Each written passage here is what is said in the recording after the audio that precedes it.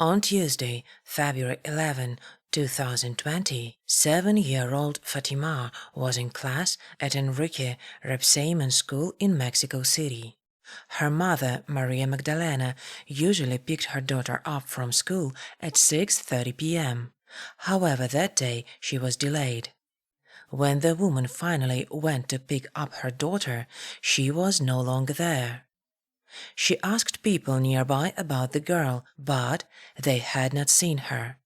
Then one person said that he had seen the schoolgirl in the company of a man.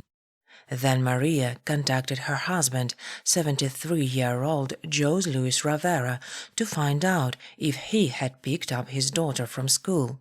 He replied that no. After several hours of unsuccessful searching, the mother decided to report missing, but the police could do little, as according to the law, 72 hours had to pass since disappearance to open a case. The family did not stop looking for the girl. They contacted with all their acquaintances to find out if they had not seen her or maybe know something about her whereabouts. Unfortunately, no one had such information. The next day, February 12, the family went to the Tlaxcala prosecutor's office, and there they were referred to the Missing Persons Search Department, where a search warrant had already been issued. From that moment, the search for Fatima began. Everyone feared the worst. The first report released said that Fatima was last seen in Ignacio Razagoza Street at 6:40 p.m. in the company of a man. The report mentioned special signs, school uniform, navy blue pants in white and yellow stripes, and cherry-colored sneakers. That is what was written in the statement of February 12, 2020, but after the video of the missing report was released, the report was changed. Now it was not about a man, but about a woman. The news spread immediately, and help was requested in the search for the girl. The next evening, Fatima's mother came to C5. They checked the camera footage in the presence of the police. On one of the videos, it was possible to see how the girl at 6:31 p.m. was walking hand in hand with a woman who was wearing in a pink and white sweater, black skirt, and white shoes. They walked down Cala Bella Cerro Dominguez. Throughout the time, the girl looked calm, as if she trusted this woman. Nothing unusual was noticed. She only turned around calmly several times. Then the video was shown in the media. The suspect's portrait was immediately drawn up. It was said that she was about 40-45 years old, height 5 feet 5 feet 6, medium-built woman with dark skin, straight long hair, and round face, small eyes, straight nose, medium-sized mouth, oval chin. A reward of $2 million was promised to anyone who would provide information about her location. The official distribution of the portrait began suspect. The next day, police officers arrived at the scene to find out if anyone had seen this woman. That's when new leads emerged. On the recordings from the cameras of some institutions, it was possible to see Fatima with the suspect. They were talking, which indicates that they knew each other. Then a car could be seen on Melhor Street, Acampo. On the footage from another camera, it can be seen that a few minutes later, the car stopped on Camino Ancho Street. There, the girl with the woman got out of the car and disappeared from cameras. This was the last time when Fatima was seen alive. The investigation at the school confirmed that Fatima was allowed to live with the woman as the girl recognized her. The parents said that this woman was selling potatoes near the school. The investigation began to expand the search in social networks. The photograph of Fatima's alleged relative began to circulate. Comparing her grandmother with the portrait of the suspect, the similarity could not be overlooked. The same face shape, same forehead, nose and eyes, even hairstyle. Because of this, it was assumed that she was the one who kidnapped the child, and they began to check her.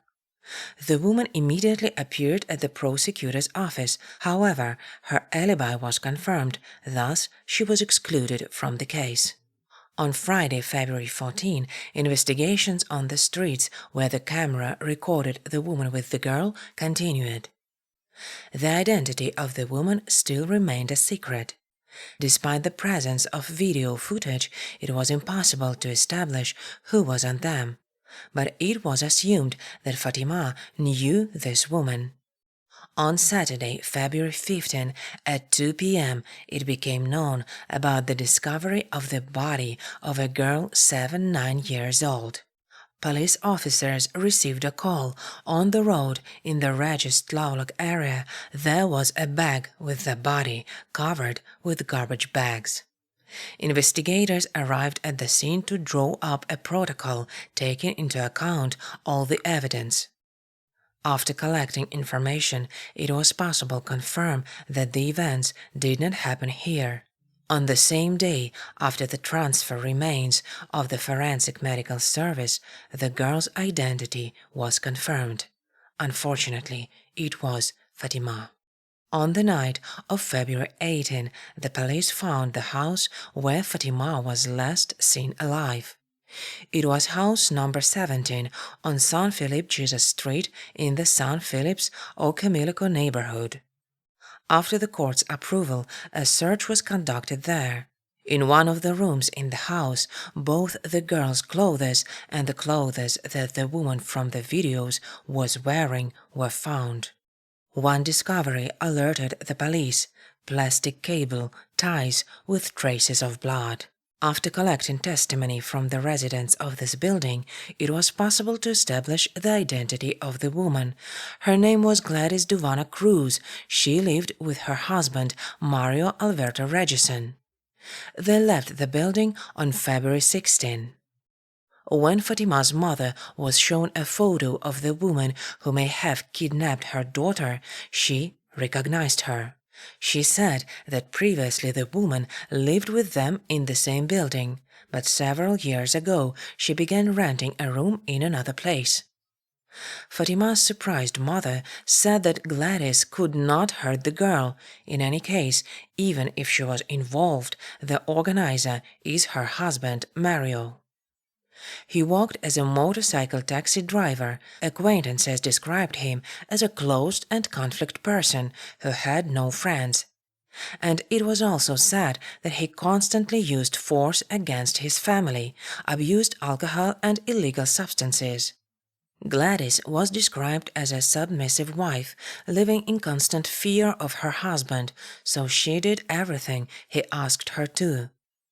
People said that she always wore those white shoes and a colored sweater in which she was captured on camera. Because of this, neighbors easily recognized her on video. As soon as it was possible to establish the identities of the suspects, the Attorney General's Office of Mexico City released photos described by Gladys Duvana N. and Mario Alberto N., but there was a discrepancy. Gladys was absolutely not like the woman from the portrait that had been distributed before. Because of this, there were many doubts whether she was the same suspect. At this time, the spouses with children arrived at the house of Irma, Mario's aunt, who lived in La Palma in the Severo Favela area, state of Mexico. They said on arrival that they were looking for rented housing. However, since they did not have money, the aunt offered them a room where the family could stay for a few days. They bought food and stayed in this room. At that time, the relative did not suspect anything, since she had not yet seen photographs of the alleged killers. This continued until February 19.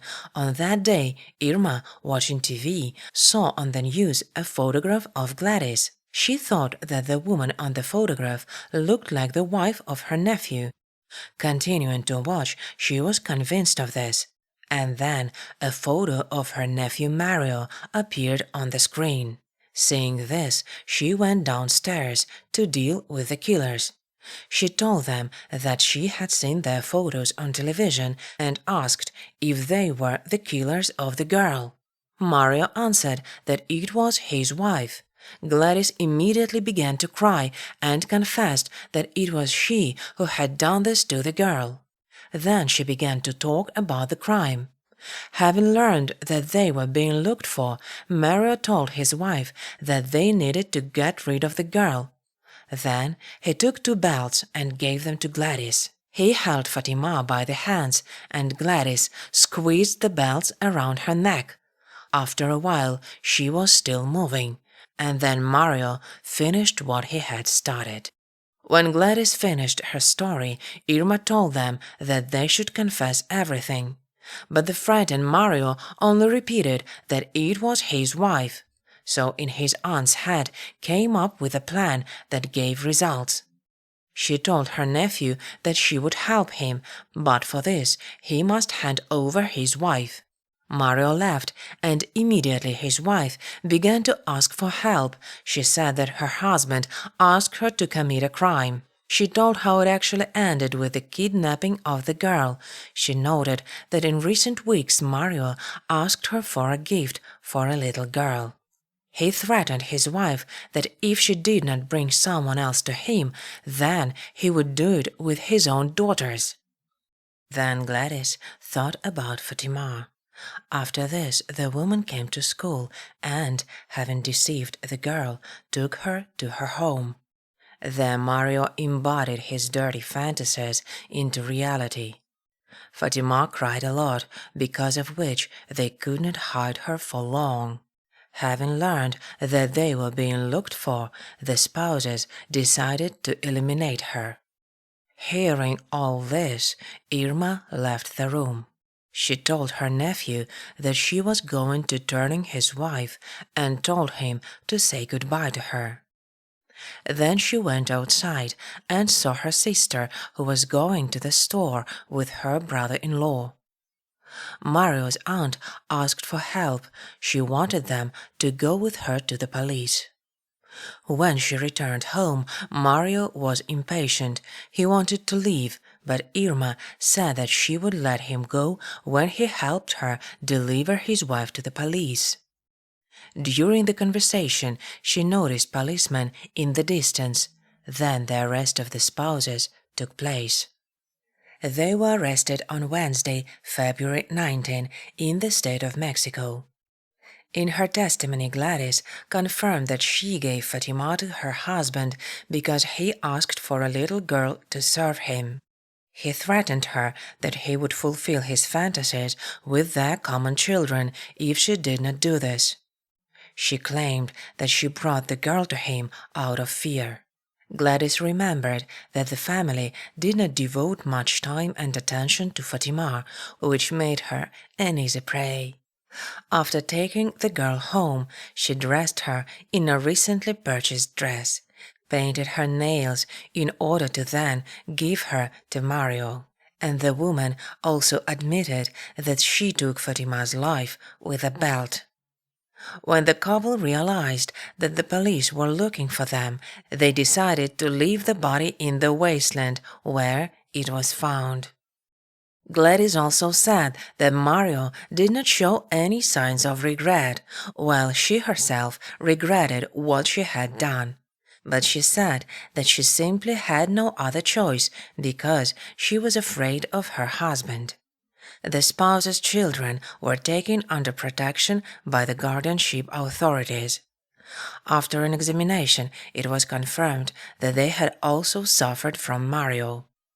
The maternal grandmother fought to obtain custody of her grandchildren. Gladys is currently in the Women's Social Regeneration Center in Santa Marta, Acatito. Mario Alberto is in a pretrial detention center awaiting his sentence. He could get more than 100 years. Fatima was born on January 8, 2013. She was the youngest in the family. She was described as a curious, smiling girl who liked to help people. She wanted to become a doctor so she could help homeless children, treat them, and give them money for food and clothes. They were just her dreams, but the girl was deprived of them. Our video has come to an end. If you want to see more interesting content, subscribe to our channel and press the bell to not miss the new release.